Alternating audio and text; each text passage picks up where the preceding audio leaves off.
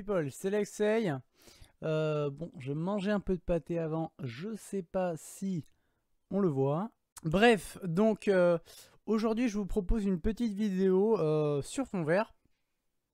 Voilà, parce que je viens de le recevoir aujourd'hui. Donc écoutez, c'est parfait, hein. Bon, là c'est pas... Alors bah de toute façon on peut pas le voir parce que... voilà.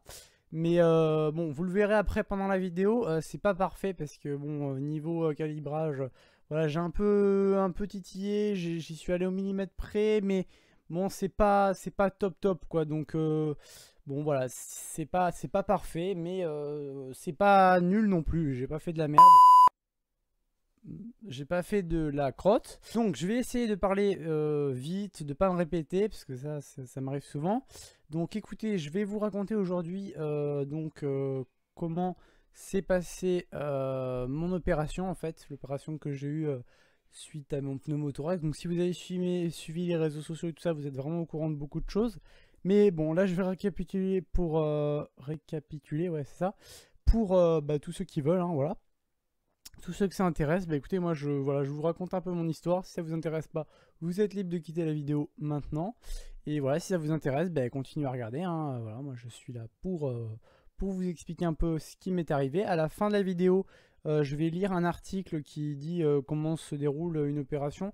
Et je vais dire si ça s'est vraiment passé comme ça. Et voilà, on pourra débattre un peu sur ça. Et puis voilà, à la fin je vous dirai un petit truc sur un petit projet personnel. Et puis on s'arrêtera là, voilà. Ah bah écoutez, c'est parti. Donc voilà, le fond vert est lancé, voilà, tout est prêt. Donc en fait, pendant que je parlais, je vais vous passer des petites photos. Parce que bah, j'en ai sous la main tout simplement. Donc voilà, tout commence d'une douleur en fait. Que j'ai donc à un moment donné, voilà, j'ai une crise. Alors j'en avais déjà fait deux avant celle que j'ai eue en dernier. Donc j'en ai eu deux à gauche et une à droite. Celle que j'ai fait à droite, je l'ai fait le vendredi, je sais plus combien. Je vous mettrai la date exacte en lien, enfin en description, non pas en lien. Bref, donc voilà, j'ai eu une douleur et voilà, c'était la douleur de trop. Je me suis dit là maintenant il faut vraiment que je consulte. Donc nous sommes allés voir un cardiologue parce que bah au départ ayant eu deux crises à gauche, là c'était à droite, mais bon on s'est dit on va peut-être aller voir le cardiologue. Voilà, c'est peut-être absurde pour certains, pour moi c'était évident. Donc voilà, enfin pour nous parce que j'avais ma famille qui était avec moi, donc on est allé voir le cardiologue pour voir s'il n'y avait pas un problème avec le cœur. Donc il m'a fait subir toute une série de tests pour finalement me dire monsieur vous allez très très bien. Donc bah on s'est dit bon bah d'accord. Donc ma mère ayant déjà fait un pneumothorax, elle s'est dit moi je pense que vu tes symptômes je pense que c'est un pneumothorax. Donc du coup bah, je dis bon bah ok et tout. Donc la cardiologue tout simplement nous prescrit un passage chez le radiologue pour faire une échographie pour voir ce que j'avais. Et puis bah, l'échographie, il s'est avéré qu'en fait j'avais un pneumothorax. Donc le pneumothorax, c'est quoi? Parce qu'il y en a, ils doivent se poser des petites questions. Donc en fait, c'est comme sur le GIF, votre poumon en fait, donc il est normal. Et en fait, à cause d'une brèche, à cause d'une petite faille dans votre poumon, quand vous inspirez, vous mettez l'air. Quand vous expirez, vous faites ressortir l'air. Et vu qu'il y a une faille, ben, l'air en fait, au lieu d'aller dehors dans les conduits normaux, j'ai envie de dire, de sortir par votre gorge, et ben en fait, elle reste dans la cage thoracique. Toute cet air ou ce gaz reste dans cette cage thoracique et donc du coup ça se comprime. Vu que la cage thoracique n'est pas extensible, et ben en fait ça va compresser votre poumon et votre poumon va se rétracter comme une éponge et ça s'appelle un pneumothorax. Donc ça réduit évidemment considérablement vos capacités respiratoires. Donc évidemment il faut intervenir quand c'est comme ça. Donc nous sommes allés à la clinique, donc nous avons passé à peu près 3 heures. Et à l'issue de quoi, ils m'ont fait une petite prise de sang sur ce bras.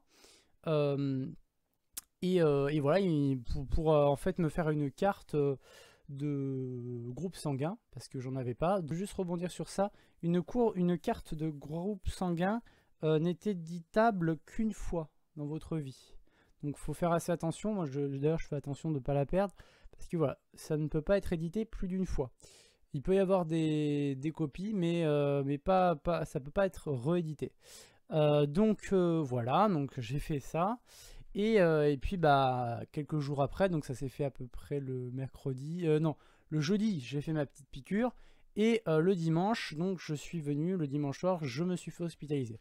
Donc j'allais très bien, comme vous pouvez le voir sur la photo.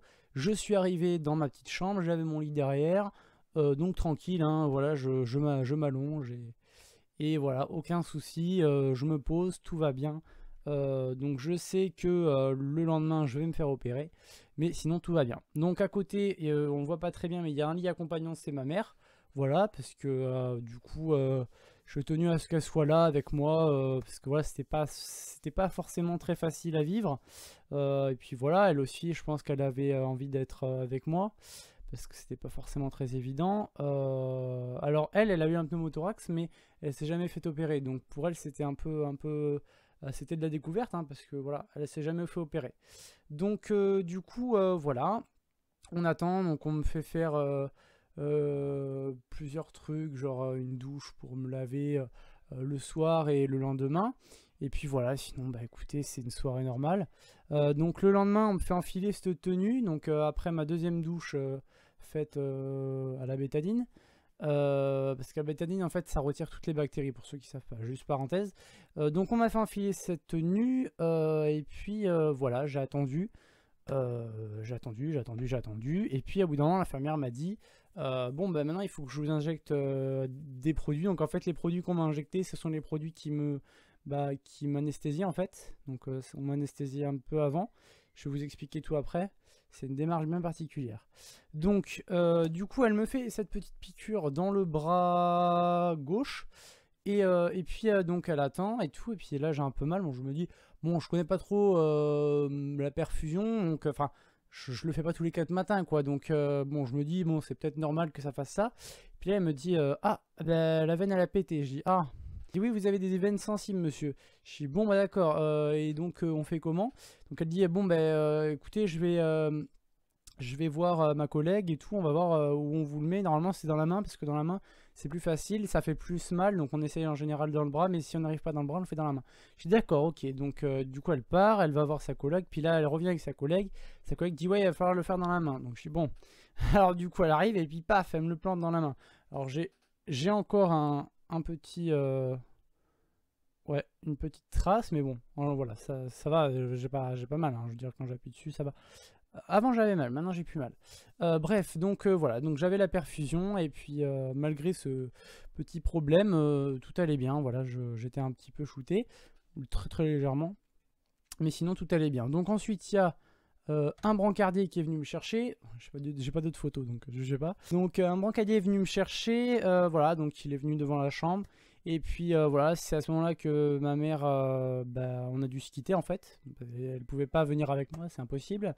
Donc voilà, je suis parti avec le brancardier, il m'a mis une couverture chaude sur moi. Et puis c'est parti, hop, il m'a posé le dossier dessus, je crois, ou à côté, je sais plus. Et voilà, donc il a monté les deux petites barrières sur les côtés. Et voilà, la seule chose que je voyais, c'était le plafond qui défilait. Donc voilà, je voyais le plafond défiler, jusqu'à un moment donné où je suis arrivé dans cette salle. Alors cette salle, c'est une salle, en fait, c'est la salle avant opération. C'est-à-dire que là, c'était une petite salle comme ça avec des petits rideaux, des trucs...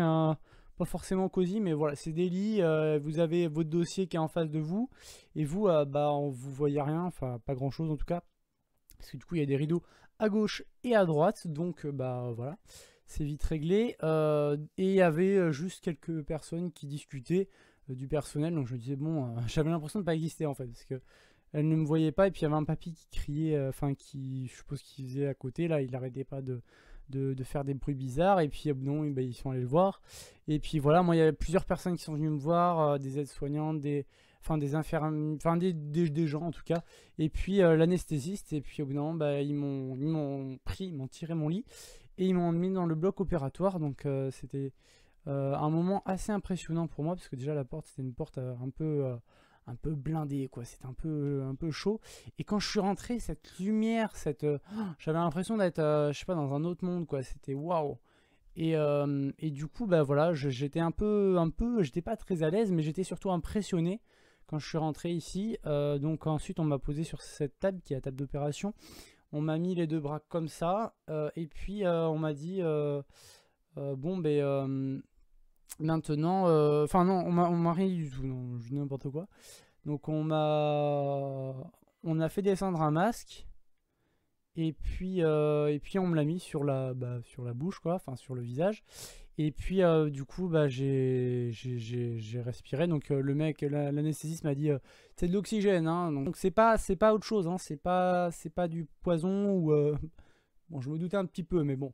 Voilà, donc il me le signale quand même. Et puis donc voilà, je respire, je regarde le plafond. Puis au bout d'un moment, ma vue se brouille, Et après, impossible de vous expliquer ce qui s'est passé. Je ne m'en souviens plus. Voilà. Pas la peine de poser des questions sur ça, je ne sais pas. Impossible de me souvenir, ce qui est un peu normal parce que j'étais anesthésié généralement. Donc ensuite, je me réveille dans cette salle qui est la salle de réveil. Donc j'étais dans mon lit. Alors c'était assez bizarre à ce moment-là parce qu'en fait, je me réveillais. Je regardais. Je me rendormais. Je me réveillais. Je regardais. Je me rendormais. Je me réveillais. Hop, je me rendormais. Ça, en fait, c'était un cycle qui ne s'arrêtait jamais, en fait. Et donc, il y avait encore des aides-soignantes et des infirmières qui étaient là à leur bureau. Des fois, il y en a même qui me regardaient, parce que du coup, j'étais là comme ça, j'étais en mode... j'étais en train de lutter, contre l'anesthésie, parce que je voulais vraiment faire autre chose que de dormir, en fait. Et voilà, parce que de toute façon, j'en avais un petit peu marre, donc voilà, j'avais envie de faire autre chose. Même à un moment donné, j'ai dit à l'aide-soignante, à l'infirmière, que du coup j'en avais un peu marre et que je disais mais quand est-ce que ça va s'arrêter cet effet là? Et elle m'a dit bah dans 15 minutes. Alors, du coup j'attends et puis ouais, effectivement 15 minutes après c'était bon. Donc voilà, après elle m'a tiré mon lit et elle m'a amené dans une autre salle. J'ai souvenir d'être passé du brancard au lit médicalisé et après plus de grand chose. Donc ça c'était la photo que j'ai postée un peu après l'opération. Donc je disais j'ai mal mais je suis soigné. C'est assez vrai quand même, hein, voilà. Donc c'est quand même le principal. J'avais mal, mais j'étais soigné. C'est bref, et c'est vrai. Donc après, imaginez, vous venez d'arriver dans un lit médicalisé, vous ne savez pas du tout où vous êtes, hein, parce que bon, voilà, vous connaissez pas les locaux, donc vous savez pas du tout où vous êtes. Et puis vous vous réveillez avec ça. Donc là, bon, je vous laisse imaginer. Alors je sais pas si vous arrivez trop à voir. Là, il y a ma main gauche, il y a mon bas, quoi, enfin, mon pantalon.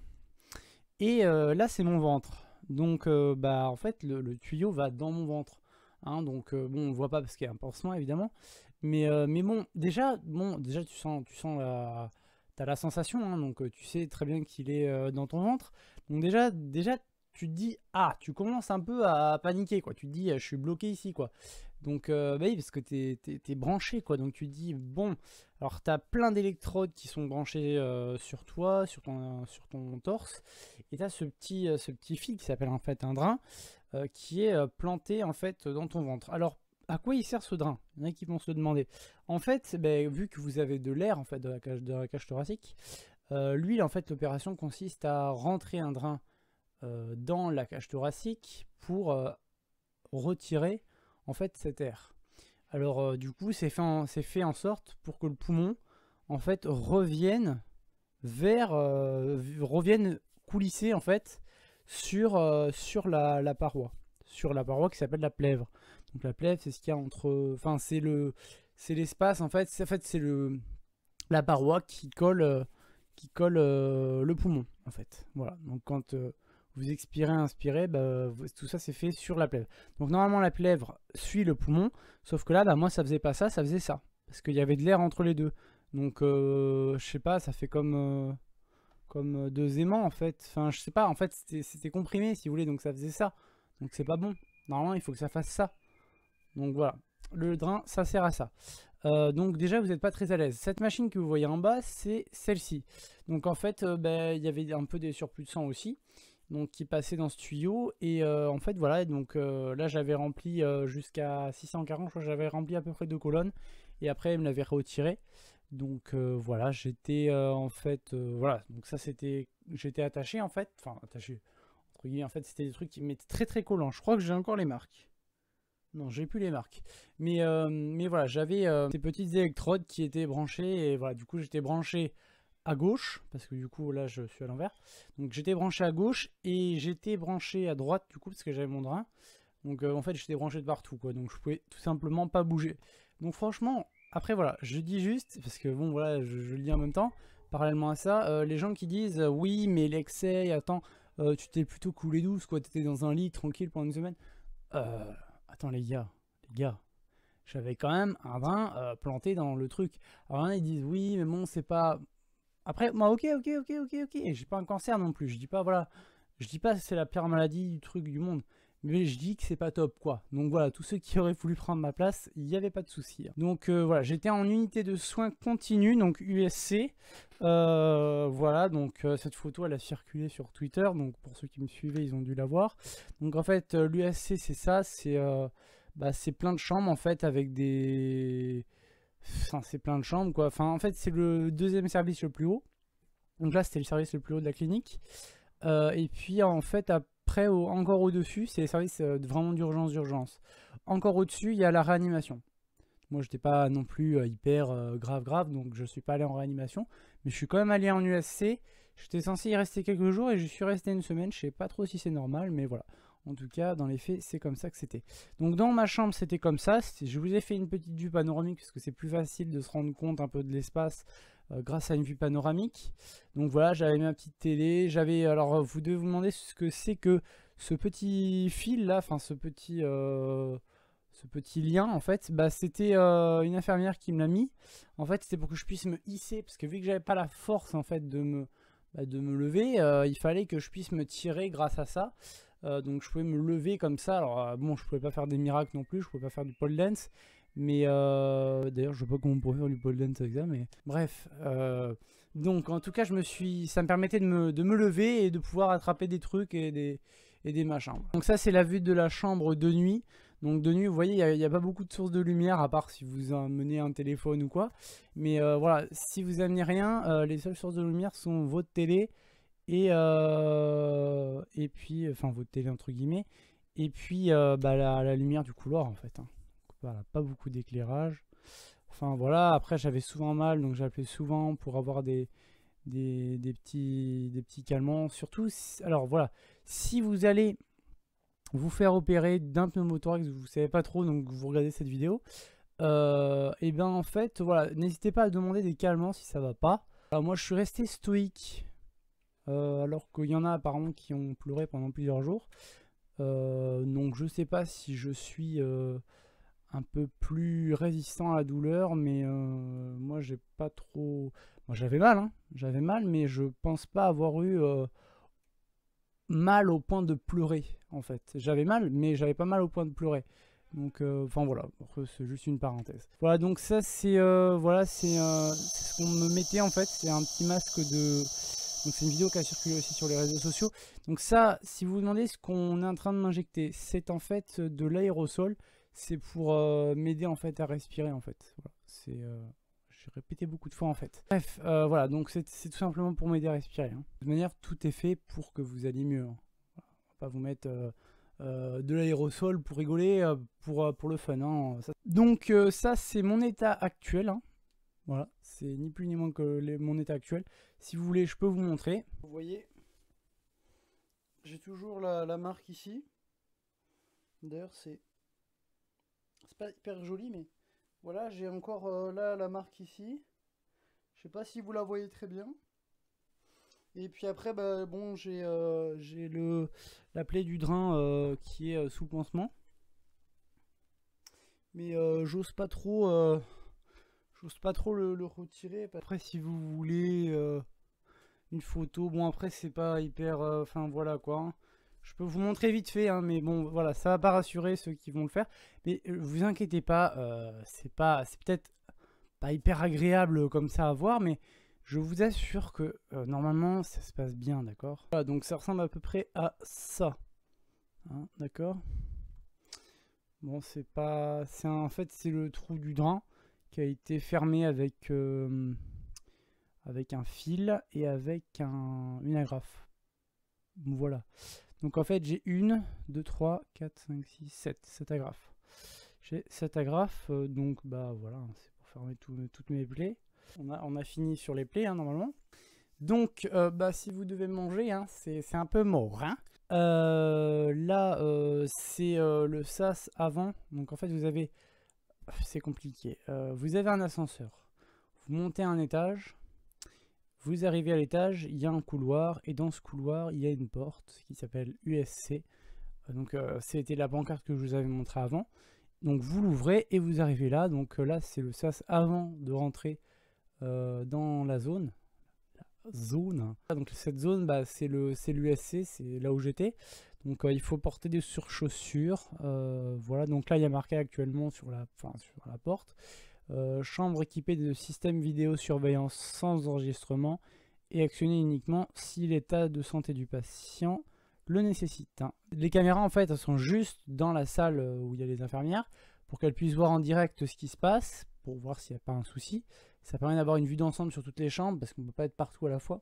Voilà, donc je pense qu'on a fait le tour. Là, je pense qu'on est arrivé à la fin. Donc maintenant, si vous le voulez bien, on va regarder ce petit site. Donc il y a marqué le déroulement d'une opération. Voilà, je vais débattre un petit peu, dire si c'est vrai, si c'est pas vrai, machin. Donc là, je vais faire purement et bêtement de la lecture. Donc si ça ne vous intéresse pas, vous êtes libre de quitter la vidéo maintenant, il n'y a aucun problème. Voilà, je vous en voudrais pas. Voilà. Par contre, si vous voulez connaître le petit projet, avancez un petit peu dans la vidéo et puis regardez vers la fin, voilà, j'en parle. Et puis pour ceux qui veulent savoir un peu le débat, il y a une bestiole. Et voilà, il n'y a plus de bestiole. Hop, voilà.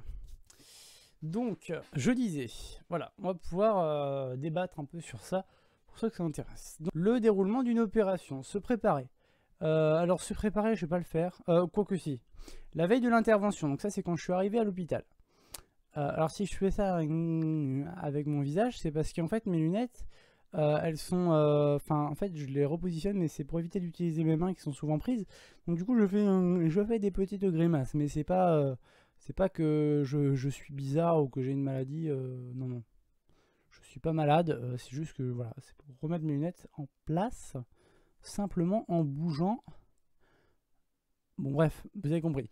Donc, la veille de l'intervention. La veille de l'intervention, vous êtes accueilli dans votre service d'hospitalisation. Logique, vous n'êtes pas accueilli par des fous furieux dans un champ de maïs. Pensez à vous maïr bon, du coup c'est le maïs qui est revenu. Pensez à vous munir de tous les états des examens, tous les résultats, n'importe quoi, je lis qu'un mot sur deux, des examens complémentaires qui vous ont été demandés, radiographie, scanner, IRM, normal, vous ramenez tout. C'est normal pour prouver que vous venez pas là incognito quoi. Donc on vous demande d'effectuer une douche avec un produit spécifique afin de diminuer au maximum les risques d'infection liés à la présence de germes sur la peau. Donc fameuse bétadine. Une épilation. Bon alors oui, j'ai subi une épilation. Voilà, parce que bon voilà, il faut là ils disent ils disent une dépilation. Bon, pour moi c'est une épilation, mais pourquoi pas. Donc une dépilation est réalisée sur les zones nécessaires pour votre intervention. Elle peut être faite soit par des produits chimiques, crème épilatoire, soit grâce à une tondeuse, mais jamais avec un rasoir, machin. Ok, je préciserai pas avec quoi j'ai été machin. À partir de minuit, vous devez rester à jeun. Alors à jeun c'est quoi pour ceux qui ne savent pas? Ça veut dire que vous mangez pas, vous buvez pas, vous ne consommez rien. Voilà, donc ils le disent. Ni boire, ni manger, ni fumer. C'est-à-dire qu'à jeun, c'est carrément ni fumer aussi. Jusqu'au moment de votre intervention. Alors c'est sûr que déjà, si vous avez un problème au poumon, à savoir un pneumothorax, si en plus vous fumez la veille de votre intervention, moi je dis bravo, franchement. Non mais franchement, même si c'est pas demandé, faut être débile quoi pour fumer à la veille de ton intervention. Et le pire, c'est que je sais que malgré la contre-indication, je suis sûr qu'il y en a qui le font. Donc le jour de l'intervention, le matin de l'intervention, le réveil sonne très tôt, 5h30. Alors pas pour moi, il n'a pas sonné à 5h30. Il vous est demandé d'enlever les bijoux que vous auriez sur vous, ainsi que vos prothèses dentaires, auditives ou oculaires. Enfin, vous ne devez mettre ni maquillage ni vernis à ongles. Alors je pense que le maquillage et le vernis à ongles, c'était vite classé pour moi. Hein, voilà. J'aurais pu en avoir, mais Non, parce que voilà, non, je mets pas ça. Vous prenez à nouveau une douche avec le même produit que la veille, donc à savoir la bétadine. Puis vous allez aux toilettes avant de revêtir une tenue propre et adaptée au bloc opératoire, donc à savoir la tenue bleue que j'avais, sous laquelle vous êtes à poil. Ce vêtement vous a été remis par l'infirmière ou l'aide-soignante. Alors je sais pas si c'était une infirmière ou une aide-soignante qui m'a remis ça. Bon, en tout cas, il était déjà posé dans ma chambre, donc voilà. Il n'est pas très élégant, mais garantit de bonnes conditions d'hygiène. Moi, je le trouvais plutôt élégant, mais après, voilà, chacun son avis sur ça. Un bracelet d'identification en plastique est placé sur votre poignet droit. Je l'ai encore. Alors, vous avez rigolé, mais en fait, le bracelet d'identification, il est vert. Donc, évidemment, qu'est-ce qui se passe quand on fait apparaître un objet vert quand le fond vert est activé? Et bah du coup, il se fond dans le décor. Donc bon, voilà, voilà comment est le fond vert. Donc bon bah voilà quoi, vous le voyez pas du coup parce que il est dans le fond vert. Donc bon bah vous le voyez pas, mais en tout cas sachez qu'il est vert. Ce petit bracelet, si vous voulez, je vous montrerai à la fin quand je désactiverai le fond vert. Mais voilà, du coup, il y a marqué un certain nombre de choses sur ce bracelet. Et puis voilà, bah, du coup, je vais vous le montrer, mais je peux pas. Je peux pas parce qu'il est, il est vert en fait. Donc je peux pas. Un bracelet d'identification est placé, donc c'est celui-là sur votre poignet droit. On vous demande de mettre, alors moi il était sur mon poignet gauche, mais bon je dis ça, je dis rien. On vous demande de mettre des bas de contention qui préviennent le risque de phlébite durant l'intervention chirurgicale et après. Alors la phlébite c'est quoi? Pour ceux qui ne savent pas, c'est quand vous restez trop longtemps inactif dans votre lit, enfin ou n'importe où, les parois de votre corps qui sont en appui sur le sol et qui soutiennent votre corps finissent par s'abîmer et par vraiment devenir, je sais pas comment dire, mais un peu blanchir, un peu être pas tout à fait en forme, quoi, se durcir, et voilà, c'est ça la phlébite. Quoique la phlébite, c'est peut-être surtout aussi le... Bah oui, du coup, c'est la circulation du sang, vu que ça passe plus trop, vu qu'il y a du mal à passer un peu en dessous, et ben... il faut fluidifier le sang. Donc moi j'avais une piqûre tous les soirs. Je recevais une piqûre contre la phlébite tous les soirs. Donc pour en revenir à ceux qui disent oui c'est agréable, c'est super sympa d'être pendant une semaine à l'hôpital en mode pisse. Non pas du tout. Hein. Parce que moi une piqûre dans la jambe, parce qu'en plus dans le ventre ou dans la jambe, bah, comment vous dire? Bon bah je sais pas trop, dans la tête. Hein. Ouais, voilà, sur le coup, bon. Donc bah, du coup je disais toujours dans la jambe parce que moi dans le ventre j'osais même pas imaginer. En plus on vient de me faire une opération sur le thorax.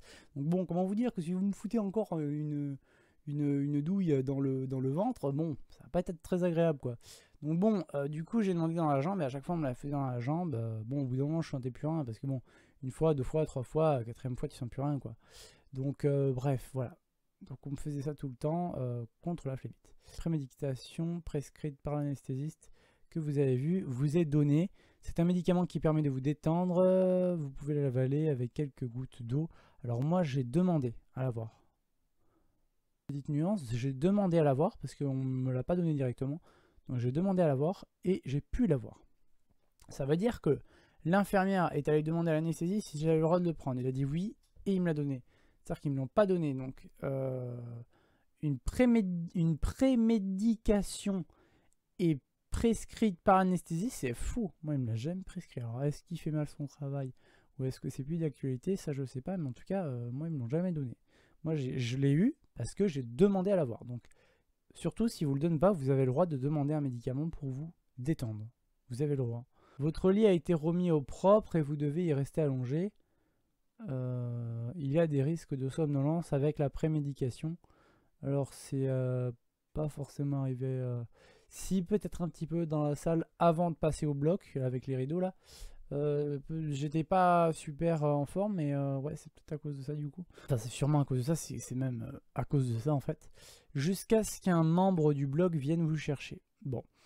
Au bloc opératoire, un brancardier du bloc vient vous chercher, c'est ce que je vous disais. Vous êtes descendu de votre lit d'hospitalisation au bloc opératoire qui se trouve au premier étage. Alors du coup, je sais pas. Si, oui, au premier étage, sûrement, parce que j'ai vu, on a pris l'ascenseur au bout d'un moment.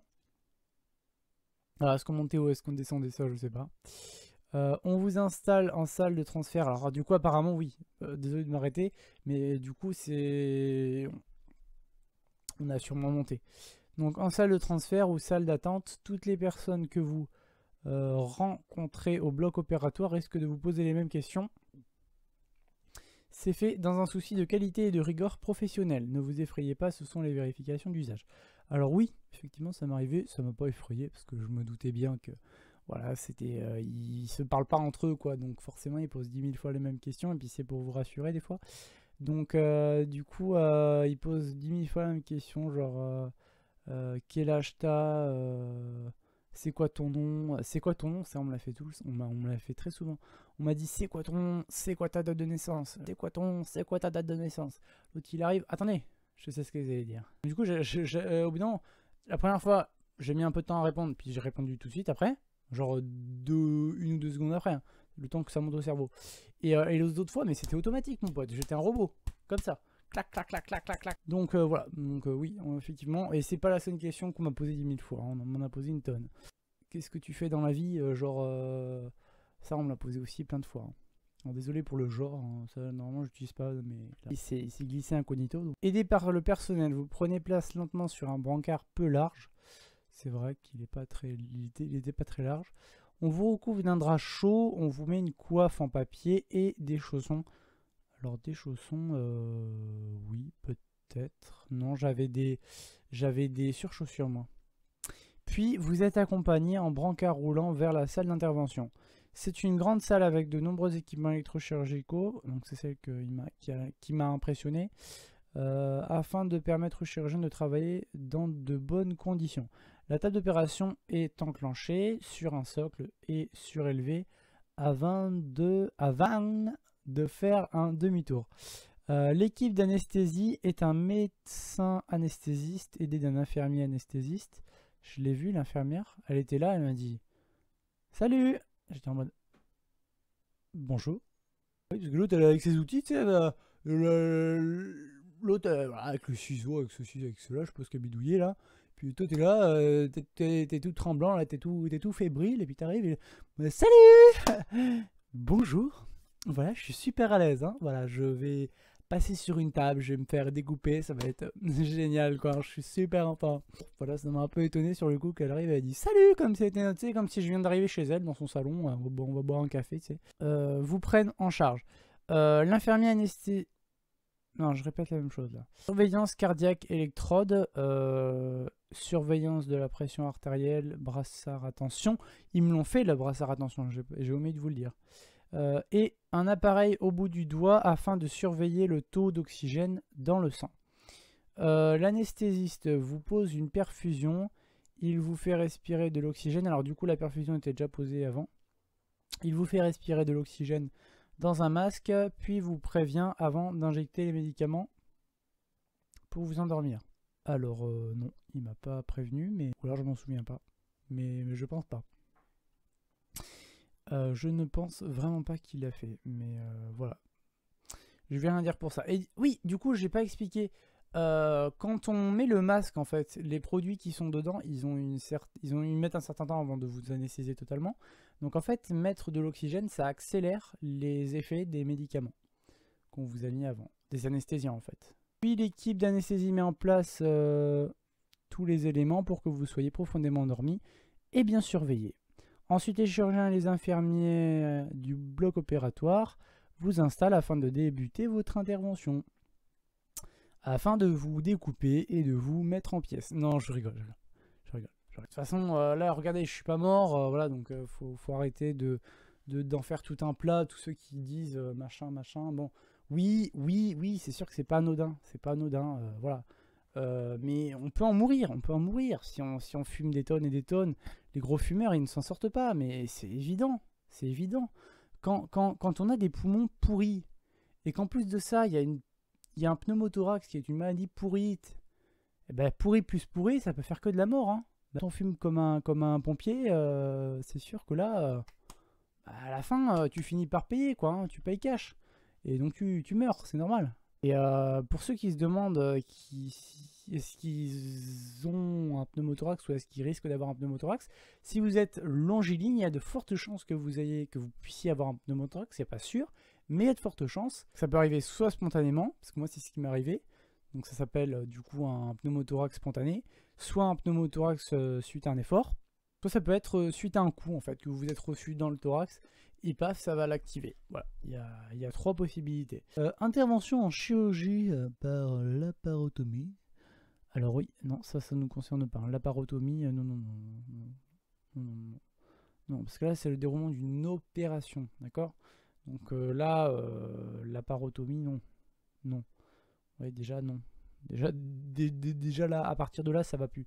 Donc là, non, laparotomie, non, non, non, pas du tout. Non, il n'y a pas de laparotomie, hein. Il n'y a pas du tout de laparotomie, donc ça on laisse tomber.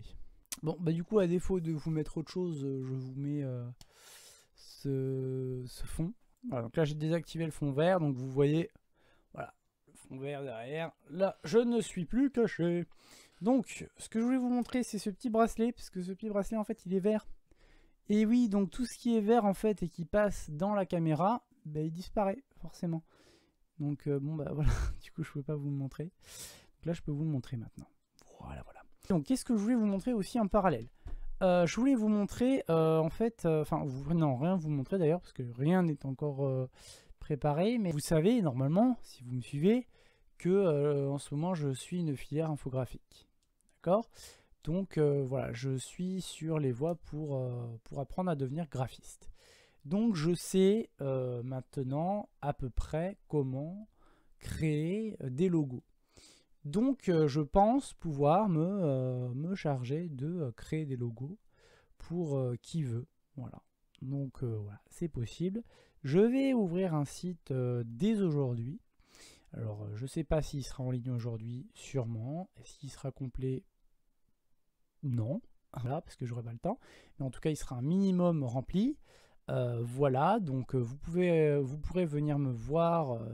Il y aura une boîte mail sur laquelle me contacter, m'envoyer des messages, en fait comme sur mon site normal, mais là ça sera vraiment pour le pro, et puis voilà, parce que là il y a YouTube, ok, maintenant il y a quelque chose qui va se greffer à côté, c'est la création de logos. Donc moi j'aimerais m'appeler Lexei Logo, tout simplement, voilà, on va pas se casser les pieds.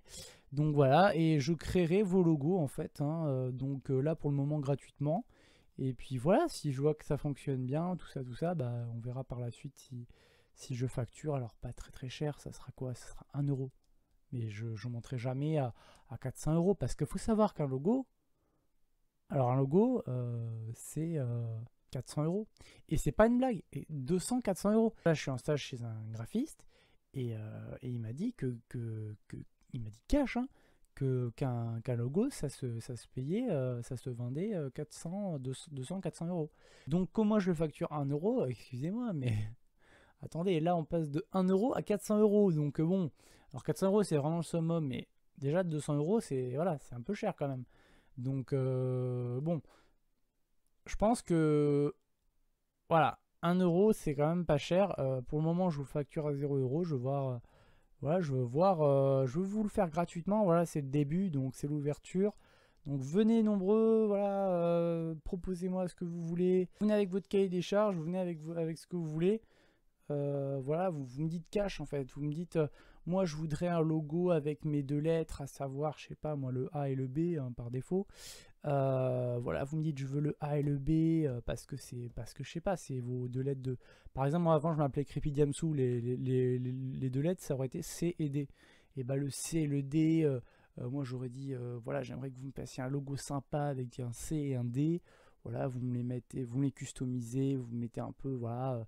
Je demande s'il y a d'autres envies. S'il me dit juste bah non, je veux juste un C et un D. S'il me dit ouais, je voudrais un triangle ou un losange, ou je voudrais plus un cercle, ou voilà, bah, c'est lui qui me dit tout simplement. Il me dit bah moi je voudrais plus une forme comme ça, ou alors je veux pas du tout de forme, je veux juste voilà, parce qu'un logo ça peut être beaucoup de choses, hein. Est-ce qu'il veut que ça soit tout écrit? Est-ce qu'il veut que ce soit juste 2 lettres, un monogramme? Est-ce qu'il veut que ça soit une écriture? Ça peut être beaucoup de choses un logo, hein. Donc voilà, il y a beaucoup de choses à voir. Alors voilà, je pense qu'au départ il y aura personne, Puis peut-être qu'au bout d'un moment, il y aura un peu de monde, mais voilà, il faut que ça se lance.